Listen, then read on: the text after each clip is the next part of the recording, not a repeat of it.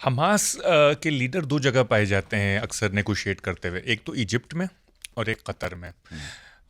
तो अमेरिका की परमिशन के साथ, बल्कि इसराइल की भी परमिशन थी। बल्कि एक और चीज़ आपको मज़े की बताऊंगा कि कतर और बाकी मुल्क कुछ रसद पहुंचाते थे हमास को, जो इस 2023 से पहले, वो सब इसराइल की रजामंदी के साथ होता था, नेतन्याहू की रजामंदी के साथ होता था। और नेतन्याहू चाहते थे ये हो ताकि हमास और पीएलओ जो है, जो पैलेस्टीनियन एडमिनिस्ट्रेशन है, वो बटे रहें।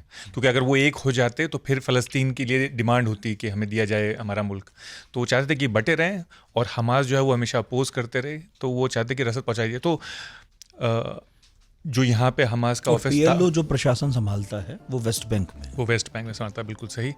तो इनकी रजामंदी के साथ इसराइल की और अमेरिका की हमास का एक दफ्तर वहाँ था ताकि नेगोशिएशन कर पाएँ। ऐसे ही तालिबान का भी एक दफ्तर वहाँ पे था, आपको याद होगा, बाइडन ट्रम्प सबके ज़माने में, ओबामा के ज़माने में, ताकि अमेरिका वहाँ पे नेगोशिएट कर पाए। तो मतलब ये कोई नई बात या अजीब बात तो नहीं थी कि हमास के लीडर अगर कतर के किसी होटल में रह रहे थे, क्योंकि पिछले कुछ दिनों में या सालों में कह लें आप, कतर एक ऐसे देश के तौर पर उभरा है जो नेगोशिएटर की भूमिका निभाता है, खासकर मुस्लिम मुल्कों में अगर कुछ घट रहा है, बिल्कुल, उनके और पश्चिम में अगर कोई मुल्क है उनके बीच में। कुछ अमेरिका तालिबान तो है, ये कुछ अफ्रीका के मुल्कों के लिए भी किया है, उनके लिए भी किया है।